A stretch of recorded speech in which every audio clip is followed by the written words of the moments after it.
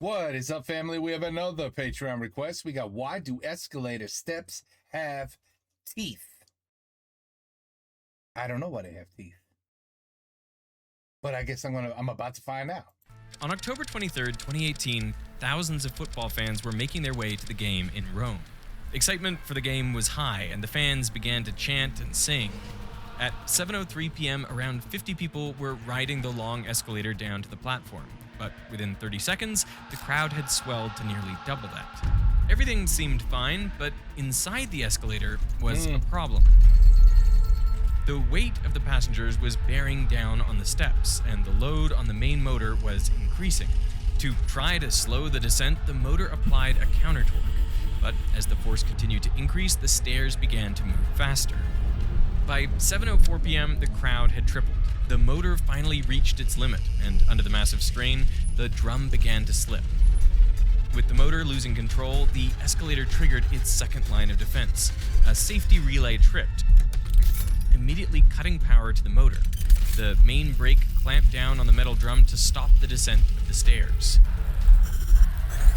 But it failed. The friction on the main drum wasn't enough to stop the motor from spinning, and the stairs continued to accelerate. Sensing the motor had lost control of the steps, the escalator engaged the last line of defense. In the event of an emergency, an auxiliary brake is designed to bypass the motor entirely and directly lock the drive shaft. Under normal circumstances, the chance that all three safety measures fail at the same time is vanishingly small. But these weren't normal circumstances.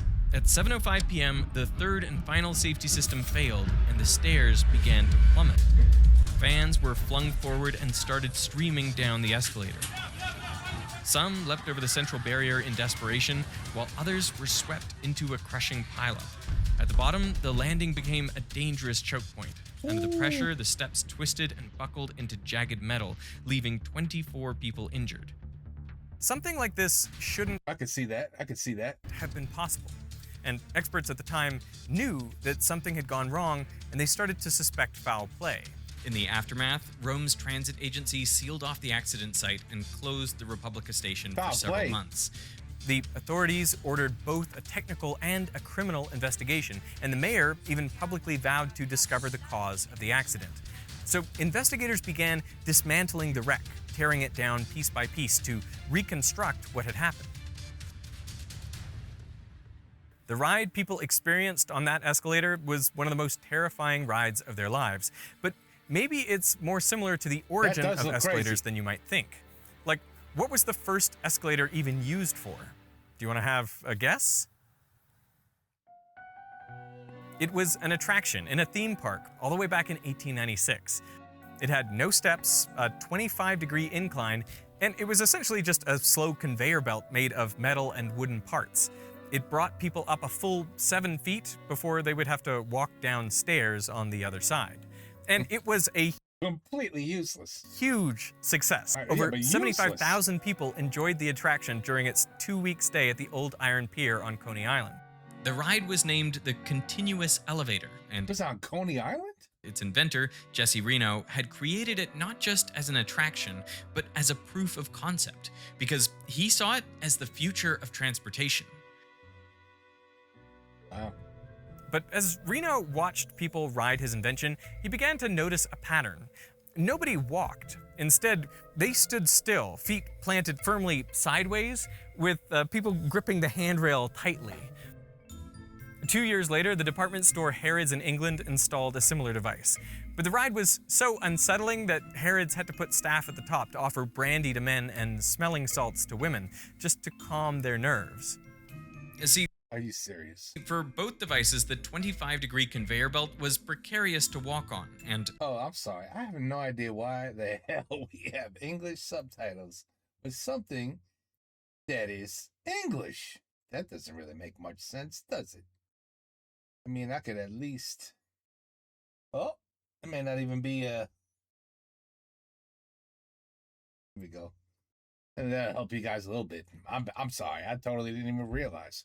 unnerving to stand on. At around 12 degrees, walking on an incline becomes difficult, and 25 degrees is roughly the limit that our ankles can flex.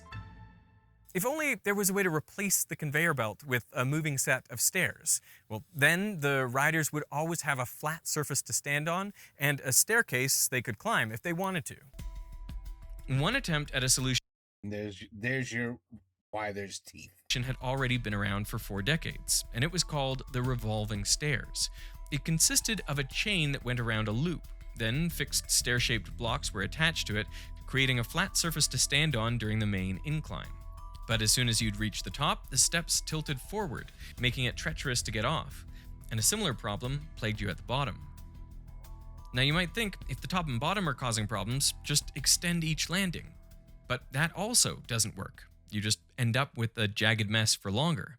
So how do modern escalators solve this problem? I mean, have you ever stopped to think what happens to the stairs at the top of the escalator when they disappear? Clearly, we have steps going around in some sort of loop, but how do they actually behave on the return journey? What if I give you 2 options? Do they stay right side up, like the cabins in a Ferris wheel, or do they flip upside down and then flip back again at the other side? I'm gonna go with a flip upside down. I'm gonna go this one all day. Yeah. Ferris wheel? This one makes more sense. Ferris wheel. Yeah, this one. I think they turn upside down. And they're actually right side up. I think I'm gonna go with the Wow, you're both, yeah. The solution to this problem came from another inventor named George Wheeler. His idea forms the basis of every escalator in use today. A modern version of it works something like this. A typical subway escalator has an electric motor at the top with a power output of around 50 kilowatts, smaller than most electric cars. This motor spins extremely fast at over 1,000 RPM, but it's pretty weak. So to drive the steps, the escalator needs to convert this into a slower output with more force. To do this, it uses a reduction gearbox and a gear system, lowering the output to just a few RPM and increasing the torque by a factor of around 100.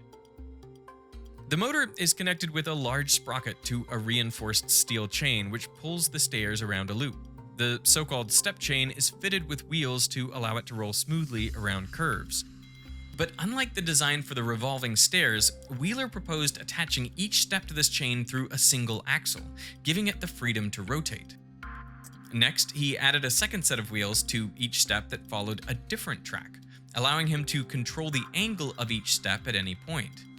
On the incline, the 2 tracks overlap. So they do go upside down. They have to. Gravity. Just like the revolving staircase.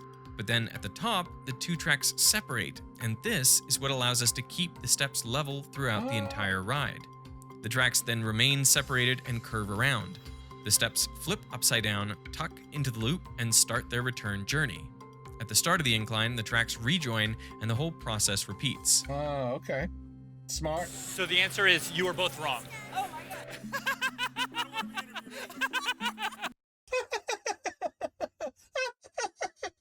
It's not that funny, dude. Yeah. Wow, I never really thought about that. Yeah, like I would say it's like an upside down elevator, bro. Like, Yeah, guess what? bro. You're right. Yeah. Yeah. But despite all modern escalators adopting Wheeler's design, at the time it caught so little attention that he was forced to shelve the idea. It wasn't until 8 years later that another inventor, Charles Seeberger, bought his patent and capitalized on the invention. Seeberger partnered with the Otis Elevator Company, and together they built a prototype. A year later, in 1900, they showcased it at the Paris Exposition Universelle. In total, 51 million people flocked to the exposition to see the marvels of modern technology. But one of the most popular exhibitions was the world's first true commercial escalator. The machine drew huge crowds. French historian Philippe Julien described it as the jolliest attraction at the exhibition, and wrote, "The escalator caused many an incident worthy of the vaudeville, separating families, sending old men sprawling, delighting the children, and reducing their nanas to despair." The escalator was even awarded one of the grand prizes of the fair. Shortly after, escalators started being installed in different places across the world. But these escalators weren't perfect. They had smooth, flat stairs, and when they reached the top, these stairs would disappear under a wooden board, leaving a dangerous gap between them. Shoelaces, coats, and especially the long skirts in fashion at the time easily got caught in the machinery. One incident even saw a 3-year-old girl getting her foot pinched in the gap. And while the girl luckily escaped with injured toes and a missing shoe, something in the design had to change. To solve this, Seeberger and Otis installed a triangular shunt at the end of the escalator, forcing riders to go off to the left before they reached the dangerous gap. This system worked, but it was awkward because Yeah. it meant people had to put one foot onto solid ground while the other was still moving, which became especially tricky when some people stood still and others walked. So, to reduce the risk of people getting in each other's way, operators asked people to stand on the right and keep the left lane clear for faster walkers. It's a convention we still often follow to this day. But as it turns out, there's a much better solution than the shunt. Obviously. Modern escalator steps aren't smooth, they're grooved. These grooves then interlock perfectly with a comb plate at the top of the escalator. So now if a small item approaches the end, the comb plate lifts it up and out of harm's way. This makes it much harder for things to get stuck, and perhaps more importantly, it allows people to safely step off forwards. Yes. But the comb Although there's still some morons that do not know how to use these things. Seriously. It's sad. plate doesn't entirely solve the problem. We still have these gaps on the side of the escalator that can pinch and trap objects as the steps move. So to address this, a new safety feature called the skirt brush was added to the escalator in 1982. Escalators are full of subtle safety features like this, some old and some new, but almost all of them are designed around people. All the way back in 1896, Jesse Reno predicted that riders on his 1896, wow. attraction would need something to hold onto, so he introduced a moving handrail. In a modern escalator, the motor has a separate connection to turn a friction wheel that drives the handrail. The only problem is that friction wears things down, so over time the wheel gets smaller, and as its circumference decreases, each rotation moves the rubber loop a slightly shorter distance, so the handrail begins to move more slowly. The effect is small, but it builds up over time. So to compensate for this, a new handrail is calibrated to move around 2% faster than the steps. You can actually try this yourself. Next time you're standing on an escalator, just place your hand next to you as you stand still, and you will watch as your hand slowly drifts forward. This speed difference stops the handrail from lagging too far behind the steps over time. Because I have definitely noticed that sometimes I'm on an escalator and then it's going faster than me. My hand is going faster than my body. But that means it's a new escalator. Well, it's a new frictional wheel that drives the handrail. So yeah. we don't replace the entire escalator. Oh wow. So that's like a party trick I can use to entertain my friends. I mean, I don't know when I'd have a party on an escalator, but whatever. I don't know if you really got friends, but just saying.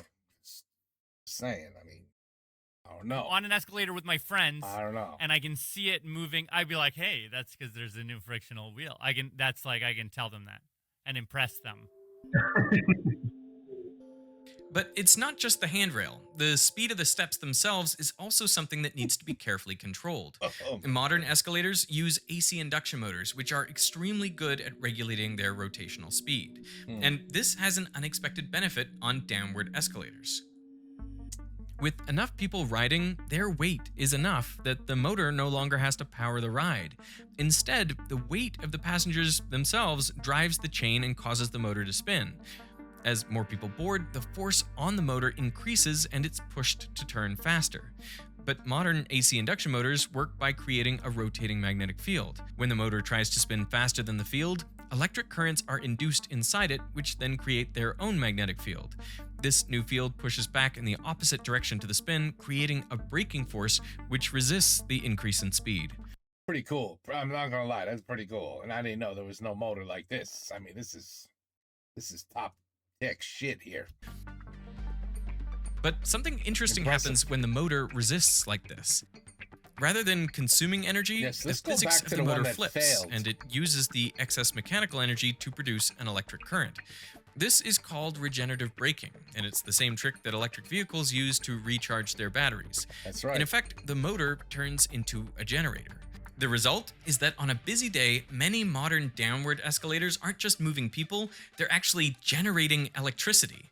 Often, this is channeled back to the building's internal grid and used to power other devices, including the upward escalators. So Even Wow. the escalator that was like invented by George Wheeler and was installed in 1920, at the Paris exhibition, etc. I mean, all these escalators were regenerated. What? Yeah, when there were people standing What? on the escalator in down direction, these escalators were feeding energy back into the grid. No. No It's like the down way. escalator is a generator? This regenerative braking makes escalators extremely power efficient, but more importantly, it makes them inherently safe. But there is a point where if you keep adding weight, then eventually the force becomes so strong that the motor can no longer resist it.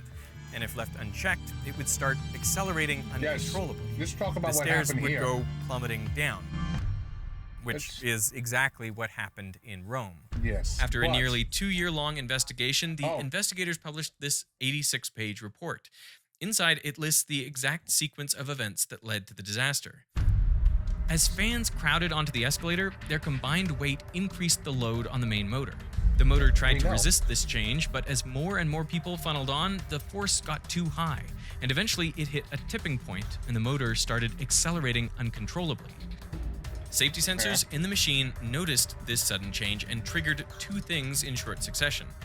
First, the power to the motor was cut, and immediately after that, the main brake engaged. Two massive arms clamped down on the drum to lock it in place and avert a runaway. But This brake should have had enough stopping power to bring the fully loaded escalator to a halt, even under the massive strain. But it didn't. Tests after the incident showed that its braking force was far too low, around 37% of the manufacturer's specification.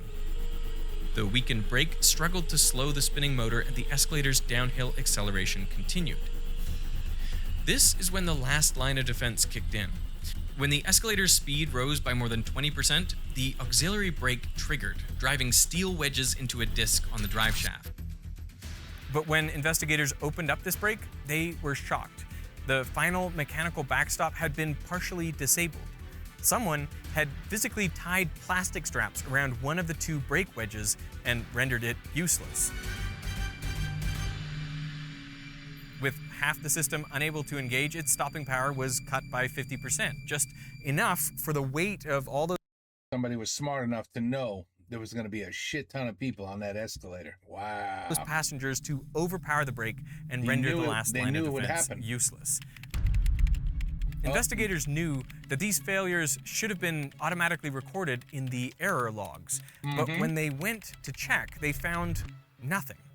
The error codes had been turned off, meaning critical malfunctions could occur without leaving a trace. No The only logs. way this could happen was if they had been disabled on purpose, meaning someone must have reprogrammed the system to stop recording fault codes. That's nice. Next, investigators turned to the maintenance records. But they found these similarly incomplete, and evidence of major work on the escalator was nowhere to be found at all. Huh. With all the main safety systems compromised and critical alerts turned off, the escalator had been a ticking time bomb. All findings from the technical investigation pointed not to a manufacturing defect, but to a pattern of neglect and falsification by those in charge of keeping the machine safe. This left the prosecution with one clear question: who was responsible? The trail of evidence led back to June 2017, when maintenance responsibilities for Rome's escalators shifted to a new contractor, Metro Roma. The Transit Authority, ATAC, severed its contract with Metro Roma in an attempt to wash its hands of the situation. But as the criminal inquest continued, it became clear the problem went far deeper. The investigators discovered that Metro Roma had been working hand in hand with the Transit Authority, ATAC, and together they presided over negligent maintenance and falsified records all across the network. By September 2019, 11 suspects were named, and the courts had suspended 3 ATAC managers along with the chief of Metro Roma. The prosecution's findings were grave. In many cases, safety devices had been deliberately sabotaged to avoid escalator shutdowns. And those in charge had covered their tracks through a pattern of fraud and obstruction. In the midst of the So I guess if it doesn't break, you don't got to go fix it. There's really no maintenance needed if it's working. I mean, they took something off to prevent it from breaking, so they would have, stopping to save people, but that would then force them to go out and have to actually do their job and fix something. So this is just a bunch of this is just lazy people who want to get paid for not doing their job. The public Got nothing to do with like terrorism or I want to cause harm to people. It's just like, yeah, I just, you know what? I don't want it to like stop, working. So, no matter what tries to stop it from working, let's take that part out and let it just keep working no matter what. This way I don't got to go to work. I think that's kind of what happened. outrage, prosecutors recorded a chilling wiretap of ATAC manager Renato D'Amico. The translation? If you run the numbers, out of 700 escalators, there'd be like 3 or 4 more dropping. Come on. The prosecutors note in their report that D'Amico appeared uninterested in the possibility there might have been people on those 3 or 4 escalators. It was simply a matter of numbers and percentages to him. It was a callous remark, and it painted a clear picture of the incident. This wasn't an engineering failure, it was a human one. And it usually always is. With everything. But that brings us to a more fundamental question. I mean, how safe are escalators really? The truth is, when they're properly maintained, the safety margins on escalators are enormous. Each system is engineered to handle forces far beyond what they'll ever see in service. So the braking load of our step is like greater 15 kilonewtons, so 1.5 tons. So you can put an elephant on the step and it won't break. Well, Whoa, an elephant? That's crazy. He's not gonna. I've never seen a step Oh, he's being serious now. break in my whole career. Oh. Never seen a step chain break either. I mean, it's just not happening. I mean, I'm not here to say that there are no accidents on escalators, but the accidents I know, I mean, it's critical, like that you ensure the right maintenance. That's the important thing. Because in the end, it's all about maintenance. When this is done right, the chances of a catastrophic failure are vanishingly small. And with around 1.5 million escalators worldwide, that really is how it should be. In the US and Canada alone, over 100 billion escalator trips are happening every year, making the escalator one of the most widely used forms of transport on the planet. On a scale that large, it's sometimes easy to point the finger at our technology when things go wrong, but the truth is, no matter how well designed our systems are, they all rely on people to maintain them. And perhaps that's the lesson here. As humans, we have a duty of care, not just to ourselves, but to everyone around us. And sometimes that means taking responsibility for keeping each other safe. Okay. In a way, that's how the escalator's story began, with one person deciding to take responsibility for a problem that everyone else ignored. Back when Jesse Reno was at university, every day he had to climb more than 300 steps to get to his frat house. But while everyone else complained about this, Reno did something about it. He had the math, the science, and most importantly, the problem-solving skills to create the world's very first escalator, which he took to Coney Island. So how do you go from a frustrating everyday problem to an innovation that changes the world? Well, that's where today's sponsor, Brilliant, comes Oh, brilliant. That's brilliant. in. Brilliant is a learning app built around interactive. That's really cool. But yeah, we don't, it's brilliant. Oh, you know what? My man. I like that. I like when they do the collab either in the very beginning or at the very end. Just not in the middle. It's a beautiful thing. All right, anyway, so his video was basically done after he explained that, it was all because of a guy who didn't want to go up 300 feet at his frat house, and he started the first one in Coney Island. There you go. The video really just ended there. But pretty cool video. Cool video. You know what? I didn't hear about that accident. Never knew about that accident. And I was surprised to see that somebody literally, they messed with the system so they wouldn't have to actually go out and do anything. Because there were like 3 or 4 things that, were in place to make this escalator stop. And I guess once it stops, it doesn't just go back on. A maintenance crew has to come out and fix it. And if you don't feel like fixing shit, you're like, okay, well, let's just prevent it from stopping. Who gives a shit if there's like 200 people on it? That's okay. Anyway, that was pretty nasty though. Wherever that was, that was where's that picture? That was a messed up picture, man. Can't find it now, of course. But yeah, no, I could see how somebody could have definitely got far more hurt than just, what do you say, 28 injuries?